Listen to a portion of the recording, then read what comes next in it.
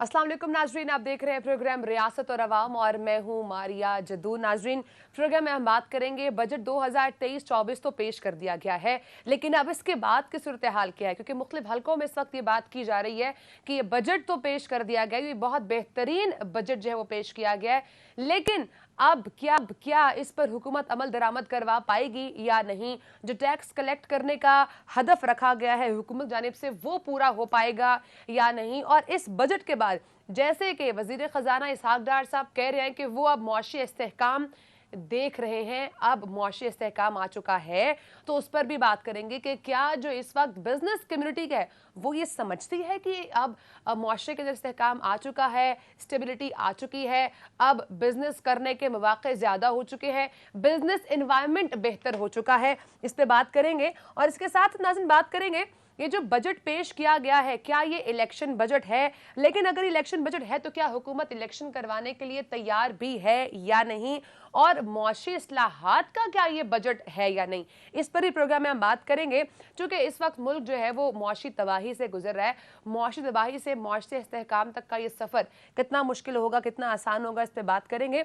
और सबसे बड़ी बात, IMF के अप्रूवल से कुछ लोग ये कह रहे हैं कि ये बजट नहीं बनाया गया है, क्योंकि जिस किस्म का रिलीफ दिया गया है वो IMF के मुआहिदों के तहत जो है वो नहीं है। उस पर ही बात करेंगे कि अगर IMF इस पे ऑब्जेक्शन खड़ा करती है तो फिर व्हाट नेक्स्ट, क्या ये बजट इसके बाद हम और मिनी बजट भी एक्सपेक्ट करेंगे, इस पे बात करेंगे। उसके साथ नाज़रीन बात करेंगे इस्तेहकाम पाकिस्तान पार्टी क्या इक़्तिदार के अवानों तक रसाई हासिल कर पाएगी या नहीं। एक नई पार्टी तो बनी है लेकिन चेहरे वही पुराने हैं, तो इनका क्या एजेंडा होगा, इस पर भी बात करेंगे। और इस पार्टी का मुस्तकबिल क्या होगा और क्या ये पार्टी पुरानी पार्टी के साथ मिलकर आगे इलेक्शंस में जाएगी या नहीं।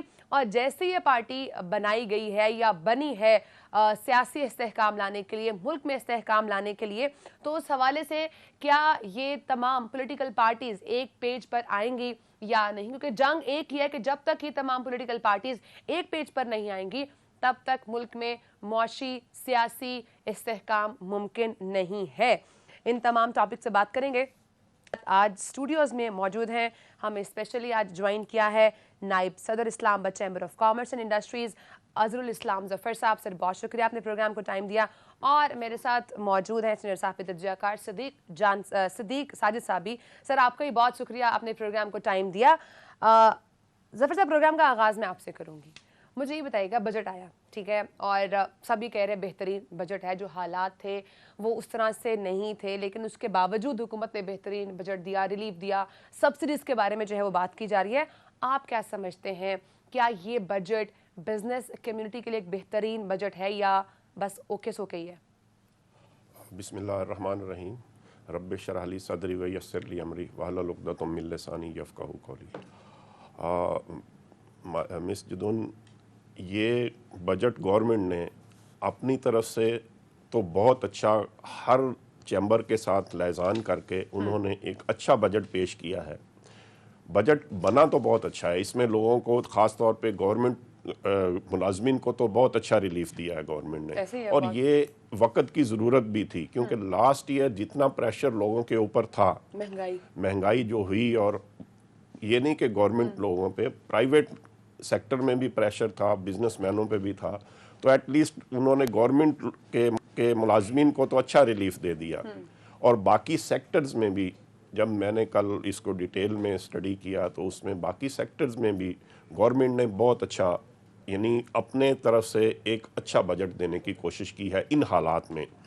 और इसमें मैं वज़ीर ख़जाना साहब को इस बात पर अप्रिशिएट करूँगा कि उन्होंने पिछले एक महीने से तमाम जो हमारे चैम्बर्स थे पाकिस्तान के, उन सब से उन्होंने लियाज़ान किया, उनको उन्होंने 2-2, 3-3 घंटे सुना, और उसके बाद उस पर हमारी ये ख्वाहिश थी कि वो इन सब चीज़ों को इनकॉर्पोरेट करें जो हमारी तरफ से कुछ पेश की गई। तहफ़्फ़ुज़ात को हल किया गया, आपको लगता है कुछ हद तक हल किया गया है, कुछ हमारी जो तजावीज़ थी उन पे अमल किया गया है। बिल्कुल। लेकिन ये जो इतना अच्छा और इतना भरपूर बजट है, इस पे जो मुझे लग रहा है कि हम हमेशा से ही बीइंग ए पाकिस्तानी हम प्लानिंग तो बहुत अच्छी करते हैं। ये रात को चाय की प्याली में बैठ के अच्छी ये प्लानिंग हम होती है। हमेशा से, ये आज से नहीं है, ये हम 60 से या 70 से भी बहुत अच्छी प्लानिंग कर रहे हैं। लेकिन हमारा प्रॉब्लम जो मेन आके जिस पे हम आके हमें प्रॉब्लम होता है, दैट इज ऑन इम्प्लीमेंटेशन। बिल्कुल। उसकी रीजन दो हैं जो मेन प्रॉब्लम हमारी नेशन के हैं ना, वो मैं डिस्कस करूंगा कि दो मेन प्रॉब्लम है। एक है हमारी बैड गवर्नेंस, जो के हमें यानी प्रॉब्लम के विरसे में मिली है। और सेकंड ये है कि हमारे मुल्क के लोगों की जो लो प्रोडक्टिविटी, यानी जब हम अपने लोगों की को कंपेयर करते हैं दूसरे मुल्कों से, अपने करीब के मुल्कों से ही कंपेयर करते हैं, तो यूरोपियन से तो आप कंपेयर ना करें ना, लेकिन हमारे जो हमसायों से भी कंपेयर करते हैं, तो हमारी जो लेबर या हमारी जो ऑफिसर्स क्लास है ना, इनकी लो प्रोडक्टिविटी है उनके रेफरेंस से बहुत ज़्यादा। यानी हम लोग, बात वही है कि एज ए नेशन हम बातें बहुत अच्छी करते हैं। तो अगर तो हम इन दो चीज़ों पे काबू पा गए, एक तो अगर हमने अपनी प्रोडक्टिविटी को इंक्रीज कर लिया, लेकिन इस बजट में इस पे कोई नहीं बात की गई कि हम अपनी प्रोडक्टिविटी को कैसे इंक्रीज करेंगे, हम किस किस सेक्टर में टेक्निकल लोगों को किस तरह इंप्रूव करेंगे, हम उनकी तादाद कैसे बढ़ाएंगे, कोई उस पे ज्यादा काम नहीं किया गया। उस पे मैं आती हूँ आपसे, लेकिन मीनवाइल मैं सदीक साहब का भी कमेंट ले लूँ। सदीक साहब, आप क्या समझते हैं, अब जो कि वजीर खजाना इसहाक डार साहब तो ये फरमा चुके हैं कि मुआशी इस्तेहकाम आ चुका है, आप ये समझते हैं कि अब मुआशी इस्तेहकाम आ चुका है, और जहाँ से ये प्रॉब्लम शुरू हुई थी सियासी इस्तेहकाम से, उसके बाद से मुआशी जो है प्रॉब्लम्स हमने देखे थे जब सियासी अदम इस्तेहकाम था, तो अब क्या चीज़ें आपको इम्प्रूव होती दिखाई दे रही हैं? क्या हम एक डायरेक्शन पे चल चुके हैं या अभी भी लाग कर रहे हैं? बहुत शुक्रिया मारिया। अगर मुआशी इस्तेहकाम आ चुका होता तो हम IMF के मिन्नत तरले ना कर रहे होते। अभी भी हम उनके मरहूने मिन्नत हैं, और जो अब ब्रेक्सिट के अहदाफ हमने रखे और जो बहुत सी बातें की जा रही हैं, ये मसनूई अहदाफ है, इसमें तब्दीली करना पड़ेगी या मिनी बजट जो है वो आएगा, जैसा कि हर साल होता है। क्योंकि अभी IMF की जानिब से जो स्टाफ लेवल मुआहिदा है, उसके हवाले से पाकिस्तान को कोई यकीनदहानी नहीं करवाई गई। वज़ीर आज़म भी आपसे कहते हैं कि मुझे ज़बानी तौर पर जो है वो कहा गया है। अब जून जो है वो दूसरा हफ्ता उसका शुरू हो चुका है, कहते हैं ये महीने के आखिर से पहले ये मुआहिदा जो है वो हो जाएगा।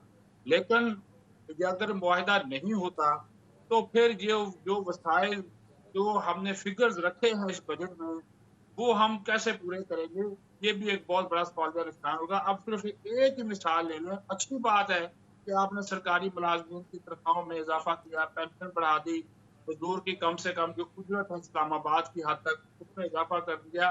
ये सारा मिला जुला के तकरीबन कोई कौमी खजाने के ऊपर 800 अरब रुपए सिर्फ इसका एक का जो है वो बोझ पड़ेगा। और उसके साथ साथ फिर आपका जो समाजी शोबा है, जिसमें सपोर्ट प्रोग्राम है 450 अरब, आप उसके लिए रख रहे हैं। पावर सेक्टर के लिए तकरीबन कोई 900 अरब रुपए की सब्सिडी रख रहे हैं, जिसकी मुखालफत करता रहा है IMF। फिर हमने उनको तमाम जो बजट है, खुद वजीर खजाना ने ये बात बताई कि पूरा बजट हमने उनको भेजा है, लेकिन साथ ही साथ आप उनकी पोस्ट बजट प्रेस कॉन्फ्रेंस सुने तो बहुत सी बातें बिखरी की लाइन उन्होंने IMF के वाले से खुद कही कि हम कुछ नहीं है। सीधी सी बात करूं, अगर आज तजियाकार में बात करूं कि IMF हमें सीधी सी बात है कि ब्लैकमेल कर रहा है, ठीक है, और उसकी वजूहात कैसी हैं। तो अब ये IMF का काम नहीं है कि पाकिस्तान की सियासी सूरत हाल के बारे में बयान देता रहे। उसका काम है कि वो मुआशी के पाकिस्तान के मामलात है, इक़्तिसादी मामलात है, उसके ऊपर बात करें। लेकिन वो तो कहते हैं पाकिस्तान में सियासी इस्तेहकाम आएगा, हमारी बड़ी नजर है, हम देख रहे हैं क्या है। असल इशू है यही। अच्छा सदीक साहब, कुछ लोग ये भी कह रहे हैं कि ये भी मिसकॉन्सेप्ट है, इस वक्त सियासी इस्तेहकाम के ऊपर IMF को कोई इशू नहीं है, वो पुरानी बातें हैं, पाकिस्तान के तो कभी सियासी इस्तेहकाम आया ही नहीं है, तो फिर वो इस किस्म की बात कैसे कर सकते हैं कि सियासी इस्तेहकाम नहीं है इसलिए मुआशी इस्तेहकाम या इसलिए डील नहीं हो पा रही है। जो नैरेटिव बिल्ड किया जा रहा है, आपको लगता है ये ठीक है? हाँ, ये बहुत अच्छा पॉइंट आपने उठाया। बिल्कुल, IMF का वो इस वजह से वो सियासी इस्तेहकाम के IMF खुद सियासत कर रहा है पाकिस्तान के साथ। अब उसके अंदर जो लॉबिंग बैठी हुई हैं, जो लोग, जो ममालिक आईएमएफ को कंट्रोल करते हैं, जो हमसे आईएमएफ को आगे करके अपनी स्ट्राइक मनवाना चाहते हैं, असल में तो वो चीज है। और हमें पता है, हमें पता है, बाहर इसको तो उसको भी पता है, हुकूमत को पता है इसके पीछे क्या है। वरना कितने 1 साल हो गया, एक प्रोग्राम चल रहा है, ये तो खत्म हो जाएगा। हम उनकी शराइत पूरी कर करके मर गए। हमने अवाम के ऊपर बोझ डाल दिया, महंगाई, बेरोजगारी, इतनी ही चीजें, गुर्बत। आप देखते हैं बजट के दादे शुमार में कितने लोग बेरोजगार हो गए, उसकी तरह देख रहे हैं आप। और ये इस सारी जब हमने उनको दे दी, इसके बावजूद वो हमारी जान को इसी में निकलवा रहे हैं। तो हमने उसके बावजूद एक अच्छा आपने जो इंट्रो दिया, हाँ ये आप कह सकते हो कि ये एक इंतखाबी बजट भी हो सकता है, सियासी बजट भी हो सकता है, वो अलग बात है। अभी तक हुकूमत को खुद मालूम नहीं है कि हमने इंतखाब में जाना है या नहीं जाना है। इसाकदार साहब आसिफ जरदारी की बात की तारीफ करते हैं, मौलाना फजल रहमान की बात की तारीफ करते हैं। उसकी वजह क्या है? उसकी वजह क्या है? अगर तो आईएम सिद्दीक साहब, आपकी ना आई थिंक इंटरनेट का इशू आ रहा है, आपकी आवाज़ क्लियर नहीं है। मैं प्रोड्यूसर साहब से कहूँगी कि ज़रा ऑडियो का इशू रिजॉल्व कर दें। मीनवाइल मैं आपकी तरफ आऊँगी। सर, आप बताइएगा, जिस तरह से एफबीआर के अंदर 2 कमेटीज़ बनाई गई, बिजनेस रिलेटेड इश्यूज़ को देखेगी, टेक्निकल मामलात को देखेगी, आपको लगता है कि ये कमेटीज़ प्रॉपर वे में काम कर पाएंगी? क्योंकि अमूमन जो बिजनेस कम्युनिटी को इश्यूज़ आते हैं फेस करने पड़ते हैं, वो एफबीआर की तरफ से ही फेस करने पड़ते हैं। फिर उसके बाद एक और एजेंडा जो है वो शुरू हो जाता है कि हमें असिस्ट नहीं किया जा रहा, हमें प्रॉपर इन्वायरमेंट नहीं दिया जा रहा काम करने के लिए, जो शिकायत आती है अमूमन बिजनेस कम्युनिटी की तरफ से। तो आपको लगता है ये बजट जो कमेटियाँ बनाई गई हैं इसके बाद ये बेहतर काम कर पाएगी, या सोल्यूशन कुछ और भी हो सकता है आपके रिलेटेड जो इश्यूज होते हैं उस साइड के? अगर तो ये कमेटियाँ सही काम करें जिसके लिए, जिस मकसद के लिए ये बनाई गई हैं, तो फिर तो हो सकता है कि बिजनेसमैनों के प्रॉब्लम्स, ख़ास तौर पे एफपीआर के साथ तो हमारे बहुत से प्रॉब्लम चलते रहते हैं, तो वो प्रॉब्लम हल हों। उसमें तो वफाकी जो हमारे टैक्स इन्वेस्टमेंट के मोहतसिब हैं वो भी एक अच्छा काम कर रहे हैं इन दिनों ना, वो भी बिजनेसमैनों के कुछ ना कुछ प्रॉब्लम्स हल कर रहे हैं। ठीक है। लेकिन अगर उसी तरह होना है कि ये वही टिपिकल कमेटीज़ बनी हैं जो कि हमारे बहुत सारी कमेटी बनती हैं, हमारा जो पास्ट है ना, वो आपको भी पता है कि वो इन चीज़ों से इन कमेटियों से भरा पड़ा है। Exactly. अगर तो इन्होंने वैसे ही काम करना है तो फिर एक खजाने पे एक नया बोझ ही होगा और कुछ नहीं होगा। हाँ, अगर ये प्रॉब्लम हल करें बिजनेसमैनों के, उनके जो, अगर तो ये फिर बहुत अच्छा इनका इनिशिएटिव आपको लगता है हो सकता है। अदरवाइज अगर सेम कमेटियां हैं तो फिर थोड़ा सा। अच्छा, जो प्राइवेटाइजेशन की बात बहुत ज़्यादा की जा रही है, खासकर एयरपोर्ट्स को कहा जा रहा है आउटसोर्स किया जाएगा, आपको लगता है इसके बाद मौशी हालात बेहतर हो सकते हैं, या ये हमें अपने मुल्क के कुछ असासे हैं जिनको प्राइवेटाइज नहीं करना चाहिए? देखें, जो मेन असासे किसी भी कौम के होते हैं उनको तो मेरा तो ये मानना है कि उनको प्राइवेटाइज नहीं करना चाहिए, जो आपके मेन एसेट हैं।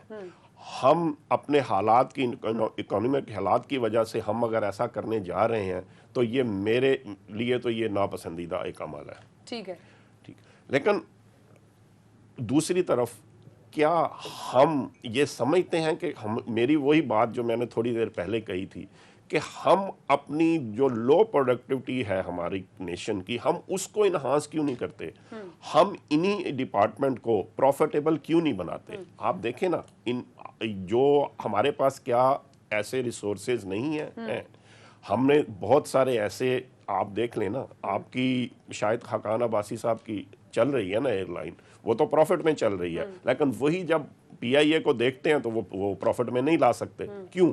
क्या उन्हें सही काम नहीं करने दिया जा रहा होता? क्योंकि हमारी जो ओवर वो है ना एम्प्लॉयमेंट हर डिपार्टमेंट में, ये हमारा मेन इशू है। इसमें ब्रेक से पहले, सॉरी, प्रोग्राम स्टार्ट होने से पहले आप ये बता रहे थे कि हमारे साथ पहले वज़ीर ख़ज़ाना इसहाक़ डार साहब ने हमारी सारी बातें भी सुनी, तहफ़्फ़ुज़ात लिखे, उनको मैक्सिमम तौर पर एड्रेस करने की कोशिश भी की गई है। तो क्या उसमें आप लोगों ने पॉइंट उठाए थे कि प्रोडक्टिविटी को बढ़ाना चाहिए है, ये स्टेप्स हैं, ये सोल्यूशंस हैं? जी, हमने अपनी पूरी तजावीज़ उनको दी थी। ठीक है, तो आपको लगता है कि उसको प्रॉपर से नहीं, उस पर कोई खास अमल नहीं हुआ, उस पर खास अमल नहीं हुआ है। ठीक है सिद्दीक साहब, जिस तरह से भी बात कर रहे हैं जफर साहब, वो ये कह रहे हैं कि उस तरह से प्रॉपर नहीं हो सकी है जो हमारी तरफ से कुछ सॉल्यूशंस प्रोवाइड किए गए थे उनके ऊपर। तो अब इसके बाद जैसे भी आप बता रहे थे कि अगर हम IMF से निकल चुके होते, अगर हमारे हालात इकोनॉमी के ठीक होते, तो ये तो हमें फिर कहीं नहीं दिख रहा। अगर प्रोडक्शन नहीं बढ़ेगी, मामला ठीक नहीं होंगे, फिर तो हम अपनी इकोनॉमी को ऑन ट्रैक कभी देख ही नहीं सकते। इसका मतलब है हम हर वक्त अगले 10-15 साल 20 साल तक IMF के आगे ही घुटने टेक के खड़े रहेंगे। अगर आप अपनी ताजिर बरादरी के ऊपर एतमाद करते हैं, बिजनेस कम्युनिटी पे एतमाद करते हैं, तो फिर आपने एक बहुत बड़ा फैसला सुना दिया कि 8 बजे दुकानें बंद कर देनी है, बिल्कुल। तो आप एतमाद में देते हैं।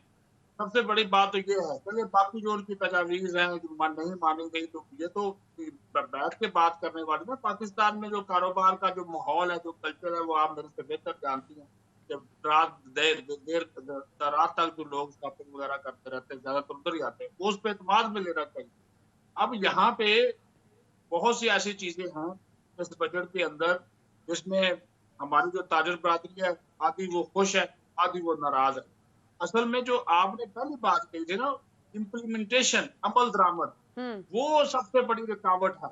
वो होता नहीं, कवानीन बन जाते हैं, अभी ये एक्ट भी पास हो जाएगा, मायावती बिल जो है वो पास हो जाएगा, उसके बाद एक नया सिलसिला शुरू होता है। वो प्रैक्टिस आज तक नहीं खत्म हुई, टैक्स हाउस का FBR की जानब से आज ये टैक्स की शरह इतनी बढ़ा दी गई, आज जनाब ये ड्यूटी लगा दी गई। क्या है उसकी रीजन? उसकी यह है कि आपके टारगेट ही पूरे नहीं होते।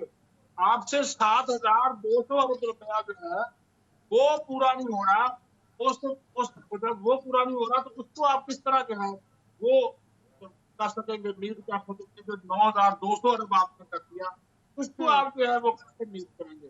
ये जो चल रही है, ये देखो, ये आप बना देते हैं कि बाबू जो होता है ना, FBR का बाबू है, या वजारत खजाना की ब्यूरोक्रेसी है, वो जो है ना, वो आपको बड़े सुहाने साहब दिखाते हैं, सारा मीटिंग निकाल लेंगे, उधर से वो निकाल लेंगे, इस शोबे पे इतना लगा देंगे। भाई उस शोबे से तो पूछो, जिससे ऊपर लगा रहे हो उससे तो पूछे। वो ये चीजें जो है वो उससे पूछा नहीं जाता। और जब फिर लगाते हैं तो उसके बाद कहता है अच्छा ये 3% लगाया, फिर उसके बाद बार्गेनिंग उनके साथ शुरू हो जाती है। ये 3 लगाया, आए 2 कर लेते हैं, 1.5 कर लेते हैं। ये सिलसिला नहीं होने चाहिए। आपकी जितनी भी मुआशी पॉलिसीज हैं उसके अंदर इस्तेहकाम होना चाहिए, उसमें पायदारी होनी चाहिए, ताकि आपकी जो कम्युनिटी है, जो ताजिर बरादरी है, उसको जो है वो एतमाद हो। आप यकीन मानिए, चूंकि मैं ये पब्लिक अकाउंट्स कमेटी को जो है वो मैं कवर करता हूँ, सबसे बड़ी मोटी मोटी ऑडिट की किताबें FBR की होती हैं, एक नहीं तो 10-10 किलो की होती है ऑडिट पैराज, उसमें सबसे ज्यादा होते हैं, एतराजात होते हैं। सबसे ज्यादा मामला क्या होते हैं? टैक्स चोरी, ड्यूटी की चोरी, उसने ये नहीं किया, उसने वो नहीं किया, उसने फलान किया। अगर ये सारे स्थित हो, अगर ये है ना पूरा, वो हम बात करते हैं कि यहाँ पे माफिया बैठा है, यहाँ पे माफिया बैठा है, हर जगह पे बैठा है, तो सिस्टम को चलने नहीं देता, आपके मुआशी सिस्टम को चलने नहीं देता। अदरवाइज तो एक हमारे सियासी लीडर कहते हैं 16,000 करोड़ में पाकिस्तानी बैठे हुए हैं, उनके पास 200 अरब डॉलर है, अरब डॉलर है, तो अगर वो ही दे दें तो पाकिस्तान को तो कर्जों की जरूरत ही ना हो। पाकिस्तान को ये माफियाज को तोड़ना बहुत बड़ा चैलेंज है जफर साहब। आप समझते हैं ये पॉसिबल हो पाएगा? और खासकर जो अभी हदफ की बात कर रहे थे सदीक साहब के, नंबर्स इतने बड़े बड़े हम डिसाइड तो कर लेते हैं बट वो हमसे हो नहीं पाते हैं। खासकर जो 3.5% GDP का कहा गया है, आपको लगता है ये हदफ पूरा हो पाएगा? जैसे लास्ट ईयर भी आपने GDP का हदफ तो 6% रखा था, लेकिन आपने -0.3 पे आके, आप बल्कि 0.3 से भी नीचे आके 0.2 समथिंग 0.23 के, यानी वहाँ आके आपने अचीव किया। तो क्या हम ये अचीव कर सकेंगे? बात वही आती है जो मैंने पहले भी थोड़ा सा कहा था कि हमारे 2 प्रॉब्लम्स, उनमें से एक बैड गवर्नेंस। जब तक हम इसको अटेंड नहीं करेंगे, तो जब तक हम इस पे मेहनत नहीं करेंगे एज ए नेशन, ठीक, तब तक हम इस तरह का कोई भी टारगेट जो हम देते हैं कि जी हमने ये अचीव करना है, अभी 9,200 का जो टारगेट है टैक्स कलेक्शन का, क्या ये अचीव हो सकेगा? तो वो खुद भी कह रहे हैं, मुझे नहीं लगता होगा। नहीं, देखें, हाँ, हो सकता है, ये नहीं कि नहीं हो सकता, लेकिन आप फिर बिजनेसमैन को वो एनवायरनमेंट भी दें ना। जहां से वो पैसा जनरेट तो करे ना, आपको टैक्स कहां से देगा वो ये बता देना। जब आपको वो इन्वायरमेंट ही उसको नहीं देंगे, सब बंद पड़े हैं ना। कौन सा आप जो लास्ट खास तौर पे जो पिछला 1 साल गुजारा है, ये बिजनेसमैनों ने भी बहुत मुश्किल से गुजारा है। बहुत सारे लोगों ने अपने कैश फ्लो मेंटेन करने के लिए अपने एसेट्स बेचे हैं। ये हकीकत मैं आपको बता रहा हूँ। हालात नहीं थे वो कि हालात नहीं थे ना, हो सके तो लोग अपने बैंक अकाउंट से पैसे निकाल नहीं रहे थे, तो फिर वो तो हालात तो खराब होने थे। ब्रेक का टाइम है सर, बहुत शुक्रिया आपने प्रोग्राम को टाइम दिया। नाज़रीन हमारे साथ मौजूद थे नगर Islamabad chamber of commerce and industries Azharul Islam Zafar साहब। ब्रेक का टाइम है, ब्रेक के बाद हम बात करेंगे नई नई पार्टीज निकल कर आ रही हैं, क्या आगे प्रोसीड कर पाएंगी, और इसके साथ साथ जो हदफ तय किए गए हैं इक्तदार के ऐवानों तक पहुंचने के, वो पूरे कर पाएंगी या नहीं। ब्रेक के बाद से बात करेंगे, साथ रहिएगा।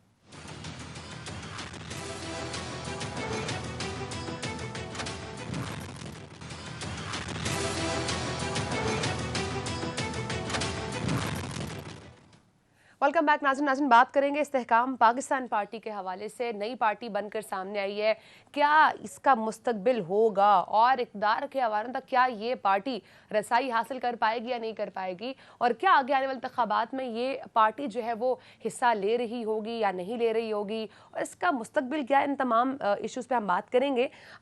सदीक साथ ही साथ तो हमारे पहले से मौजूद थे, लेकिन हमें इस वक्त ज्वाइन किया अजीम चौधरी साहब, सीनियर सहाफ़ी तज्ज़ियाकार हैं। सर आपको ही बहुत शुक्रिया, प्रोग्राम को आपने टाइम दिया है। चौधरी साहब, प्रोग्राम का जो ये हिस्सा है आपसे स्टार्ट करूंगी। बताइएगा, ये जो पार्टी आई है नई सामने, आप इसका मुस्तकबिल क्या देख रहे हैं? आपको लगता है ये इस वक्त जो हमारा पॉलिटिकल इन्वायरमेंट है उसने अपनी जगह बना पाएगी, और क्या जो बाकी और पॉलिटिकल पार्टीज इस वक्त एग्जिस्ट कर रही हैं, कहा तो ये जा रहा है पाकिस्तान तहरीक इंसाफ अब खत्म होती दिखाई दे रही है, चेयरमैन पीटीआई जो वो माइनस हो चुके हैं, आपको लगता है कि वो हो चुका है और अब उसके बाद ये पार्टी उस पार्टी को टेक ओवर कर सकती है? मेरे ख्याल से अजीम साहब को आवाज मेरी आ नहीं रही है। सदीक साहब, ये सेम क्वेश्चन आपसे भी करूंगी, क्या मुस्तकबिल देख रहे हैं आप इस्तेहकाम पाकिस्तान पार्टी का? क्या ये आगे अपने जो नैरेटिव लेकर आई हैं, जो स्टैंड लेकर आई हैं, वो हासिल करने में कामयाब हो पाएंगी? ये जी सियासी परिंदे थे, अपने घोंसले में वापस आ गए हैं, तरीन के घोंसले में इनकी वापसी हुई है। अब ये वही आजमाए हुए हैं सारे के सारे। अब एक नई पार्टी उसके प्लेटफॉर्म के ऊपर ये जमा हो गए हैं, और सारी सिचुएशन ये है कि इनका अब चलना किस तरह होगा, क्योंकि लीडरशिप जो आगे आएगी, बहुत सी चीजें बढ़ेंगी। जहांगीर तरीन तो ना है ना फिलहाल, अभी उनका फैसला होना जो है वो बाकी है। वो तो ना पार्टी की सरबराही कर सकते हैं, वो हाँ नून लीग के कायद नवाज शरीफ की तरह वो कायद की सीयत से काम कर सकते हैं। बाकी जब इसके इंतखाब अपने होंगे तो वो इसमें अक्सरियत उन्हीं लोगों की है जो कि अक्सरियत उन्हीं लोगों की है। भी खत्म हो सकती है। वो अभी तो राइट है, राइट ऑफ अपील है, आगे के भी राइट ऑफ अपील है। वो जो नया एक एक्ट पास हो गया, वो review of judgment and order Supreme Court का, वो कानून बन चुका है। उसके मुताबिक तो 60 दिन के अंदर अंदर ये अपील जो है वो कर सकते हैं। तो अभी इनके पास 1-1.5 महीना जो है वो मौजूद है। अगर वो लग गई हो, माफ हो गई, तो फिर हो सकता है। पाकिस्तान में तो कुछ भी हो सकता है। बाकी सीधी सी बात है कि जो पार्टियां बनती हैं, बनाई जाती हैं, बनाने वाले भी आप जानती हैं, और तो उसमें फिर यकदम फिर सामने आ जाते हैं। जहांगीर तरीन ने भी बड़े अरसे बाद खामोश पड़ी, अलीम खान भी जनाब मंजर आम पर यकदम आ गए। हाँ जी, तो ये फिर आएगा। ये अब मुकाबला इसका वो एक हर इंतखाब से पहले, जिस तरह मैंने बोला ना कि 2018 में जहाज चला था, भर भर कर लाया गया। अब उसी जहाज की सवारियां जो हैं वो जहांगीर तरीन वापस ले गए, वो टर्न हो गया। तो वो असल में यही है। और ये आने वाले दिनों में आप देखिएगा, तो क्योंकि ये कोई फिलहाल तो मुझे कोई पायदारी इसमें नजर नहीं आती। हाँ, लोगों को इकट्ठा कर दिया गया है, एक आप प्रेशर ग्रुप कह सकते हैं, या ये पीपल्स पार्टी के साथ जाएंगे या नून लीग के साथ सीट एडजस्टमेंट करेंगे। नून लीग इस किस्म की बातें कर भी रही है कि हाँ जी, हम इनके साथ जहाँ पे हमारे उम्मीदवार कमजोर होंगे, इनके मजबूत होंगे, वहां पे हम इनके साथ सीट एडजस्टमेंट पे जा सकते हैं, इंतखाबी इत्तेहाद भी हो सकता है। आवाज बात किया करती थी कि हमने लोटो के साथ नहीं जाना, तो फिर ये तो घूम फिर के वही चेहरे होंगे। इस बात को आप रहने दें कि आप किसको आप रोकेंगे। पाकिस्तान की सियासत में जो नोटों का किरदार है वो आप अगर कोई बात करते हैं तो फिर आपके ऊपर फॉलोइंग शुरू हो जाएगी। तो ये छोड़ दें। आपके हाँ, सबको पता है कि कौन पहले कहाँ पे था, फिर उसने कैसे कलाबाजी खाई और उसके बाद उसने नई मंजिल का वो राही हो गया। अब आने वाले दिनों में किसी और मंजिल की तरफ जाते। प्रॉब्लम ये है कि ये एक अलाइनमेंट है, एक इंतखाब से पहले इस बनाई जा रही है। हाँ, एक चीज और मैं आपको बता दूं, अगर इंतखाब नहीं होता, इंतखाबात नहीं होते अक्टूबर में या नवंबर में, तो फिर ये जो बटे इकट्ठे किए जा रहे हैं, ये कौमी हुकूमत में काफी रोल प्ले करेंगे। उसकी बातें की जा रही है कि वो 2-3 साल से एक नेशनल गवर्नमेंट बनेगी और जो बात आपने नीचे की थी, इसकी वजह वो बनेगा मुआशी इस्तेहकाम। एक बहाना ढूंढा जाएगा और कहा जाएगा कि मुल्क में मुआशी इस्तेहकाम नहीं है, तो लिहाजा मुल्क इंतखाबात का मुतहम्मल नहीं हो सकता। तो जनाब हम जो है वो जो जो इसी तरह ही होगा जिस तरह पंजाब और खैबर पख्तूनख्वा में 3 माह के अंदर अंदर इंतखाब नहीं हुए। अब वो जो निगरान हुकूमतें हैं वो जनाब एक्सटेंड हो गई, खुद ब खुद ही चली जा रही है, क्योंकि आइन और कानून में कहीं लिखा ही नहीं है। सीधी सी बात है कि अगर 90 दिन के इंतखाब नहीं होते या 60 दिन में नहीं होता तो निगरान हुकूमत जाएगी या नहीं जाएगी। वो उस वक्त जाएगी जब नई हुकूमत आएगी। अगर कौमी सतह पे आकर किसान हुकूमत बैठ गई और वो 60 दिन या 90 दिन में इंतखाब नहीं करवाएगी या नहीं होंगे इंतखाबात, सिचुएशन ऐसी क्रिएट हो जाएगी तो उसको तो फिर लंबाई बहुत से ऑप्शन हैं उसके ऊपर जो गौर फौज का सिलसिला जारी है और उसके हिसाब से अनाउंसमेंट की जा रही है कि आसिफ जरदारी साहब को अचानक जनूबी पंजाब और वस्ती पंजाब मोहब्बत ऐसे तो नहीं याद आ गई। तो यार दोस्त जो है और सब अच्छा सब के सब जो है वो अनअक्टेबल की तलाश थी। तो वो जरदारी साहब अपनी कर रहे हैं। एक बार में और आपको बता सकते हैं ये पिछला शुरू हो चुका है। आइंदा ये बजट पास हो जाए ना, उसके बाद आप देखिएगा कि जून और पीपल्स पार्टी आपस में एक दूसरे के साथ करते क्या है, ये एक नया सिलसिला शुरू होगा। तो वो क्योंकि इंतखाब जैसे जैसे नजदीक आएंगे वैसे वैसे जो है ये जो नून लीग और पीपल्स पार्टी का याराना है ये फिर जो है वो कि अब किसी इससे और भी थोड़ा बहुत दिखाई दे रहा है कि वो 2 पार्टी सिस्टम जो है वो हो रहा है। अब मैं इस पे चौधरी साहब आपसे भी कमेंट लेती हूँ। आप जैसे भी सिद्दीक साहब बात कर रहे थे, ये पार्टी तो नई बनी है बट चेहरे सारे वही पुराने हैं। आप इस पार्टी का क्या मुस्तकबिल देख रहे हैं? क्या ये आगे जाकर अपनी जगह बना पाएंगे या ये मर्जर ही होगा नून लीग या पाकिस्तान पीपल्स पार्टी के साथ? बहुत शुक्रिया आपका। मुझे अफसोस है मैं सिद्दीक काजी साहब की गुफ्तगू नहीं सुन सका, लेकिन जितना भी मैं अंदाजा कर सकता हूँ उसके मुताबिक उस बात का जवाब आपके सामने रख देता हूँ। देखिए, अभी ये गैर यकीनी है कि इंतखाब कब होगा। क्या ये इस साल अक्टूबर में होगा कि नहीं होगा, इस पर इस वक्त हमें बहस करने की जरूरत नहीं है क्योंकि हमारा टॉपिक ये नहीं है।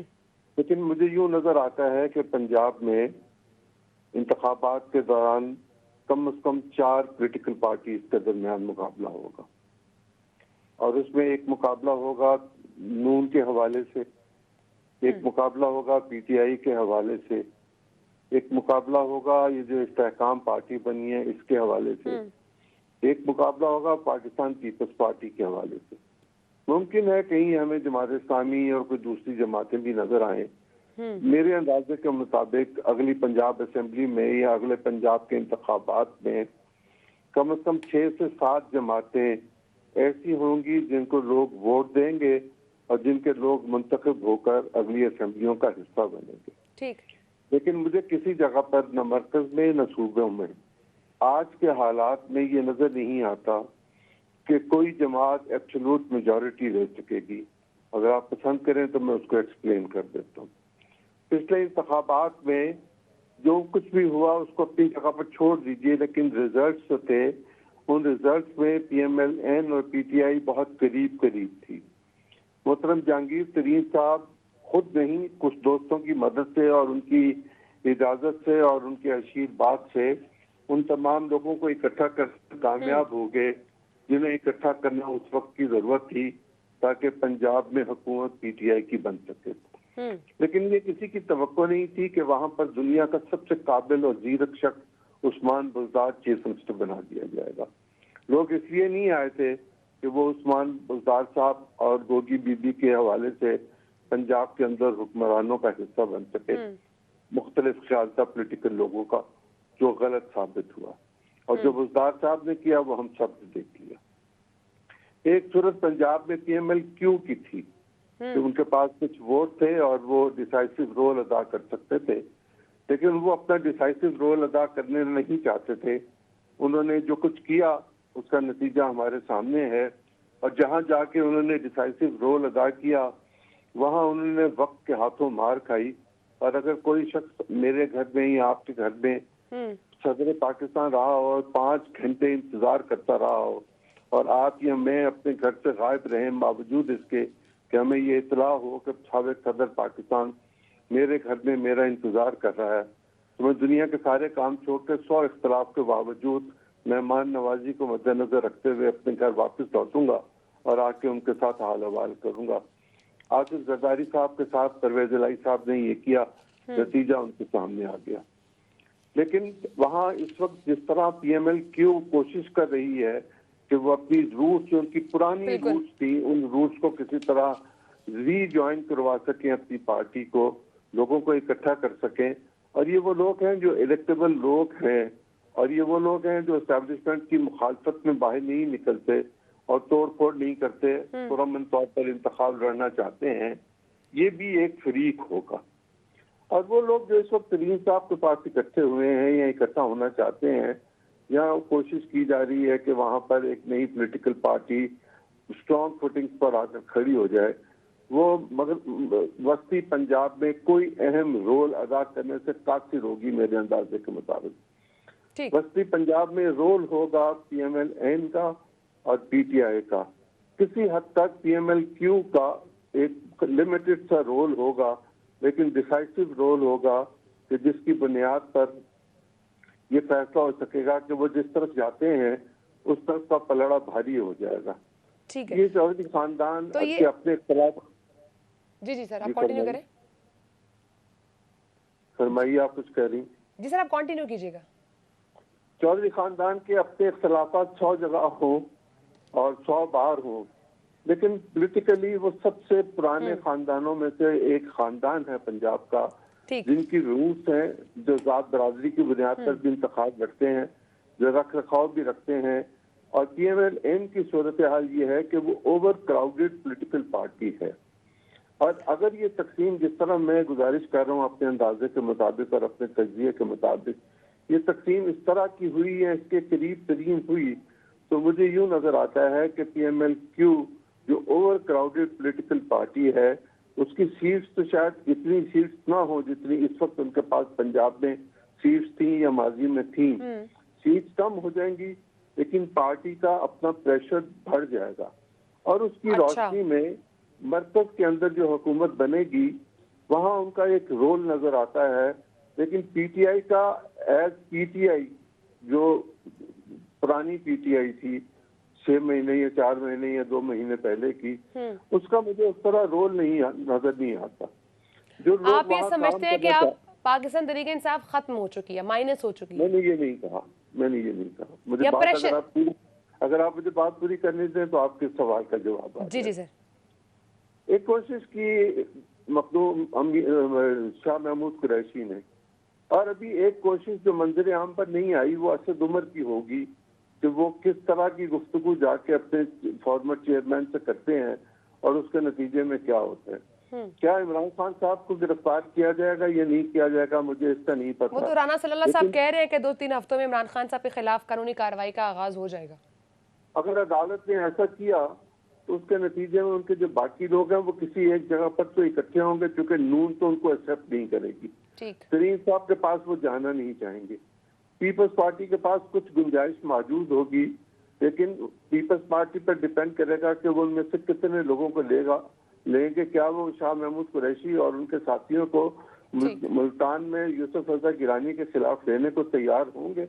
और अगर शाह महमूद कुरैशी ही एडजस्ट न हुए तो वो बाकी लोगों को कैसे एडजस्ट करवा सकेंगे? ये तो वो अजीम साहब, ये सब तो वो सिचुएशन है कि आगे इंतखाबात होते हैं तो कौन किसके साथ जाएगा। लेकिन जिस एजेंडा के ऊपर बज़ाहिरन ये पार्टी बनाई गई है कि पाकिस्तान के अंदर इस्तेहकाम लाया जाएगा, और उसमें से एक जो पॉइंट था वो मुआशी इस्तेहकाम के हवाले से था। आप दोनों से मेरा क्विकली एक क्वेश्चन होगा कि क्या ये जो सियासी जमात बनी है वो तमाम बाकी पॉलिटिकल पार्टी के साथ मिलकर एक पेज पे बैठ के मुआशी इस्तेहकाम के लिए बातचीत करेंगे, या ये भी पाकिस्तान तहरीक इंसाफ की तरह बैक ऑफ कर जाएंगे? सदीक साहब देखिए, इस वक्त जहांगीर तरीन किसी हद तक हुकूमत का हिस्सा है, इनडायरेक्टली या डायरेक्टली। लेकिन एक बात जो मैं पिछली बात कर रहा था उसको अगर आप इजाजत दें तो पूरा सर मेरे पास बिल्कुल 40 सेकंड्स रह गए, मैंने सदीक साहब का भी कमेंट लेना है। आप उनसे ले लीजिए, तो मैं जो कहना चाहता हूँ वो 40 सेकंड में पूरा नहीं हो सकेगा। सदीक साहब योर टेक। जी, मैं ये सिर्फ बात करना चाह रहा था कि आपने जो बात की है कि मुआशी इस्तेहकाम के ऊपर इकट्ठे हो सकेंगे, बिल्कुल हो सकते हैं। ये तो इस्तेहकामदार शुरू से कह रहे हैं कि मिसाक में इसको करना चाहिए तो करना चाहिए, भाई आगे बढ़े। अब आपके पास अगर वो एक शख्स माइनस हो गया तो बाकी लोगों को आप बैठाएं। पॉलिटिकल लोग हैं, सियासी लोग हैं, बैठे हैं एक नुक्ते पे इत्तेफाक राय कर ले, इससे ज्यादा क्या बात होगी अगर ये मिसाक में कर लेते हैं। ठीक है, आपको लगता है कि ये पॉसिबल हो सकेगा? वक्त खत्म हो चुका है। सिद्दीक साहब आपने प्रोग्राम को टाइम दिया, बहुत शुक्रिया। अजीम चौधरी साहब आपने प्रोग्राम को टाइम दिया। नाज़रीन आपसे अगले हफ्ते इंशाल्लाह मुलाकात होगी। अपना बहुत सारा ख्याल रखिएगा। अल्लाह हाफिज़।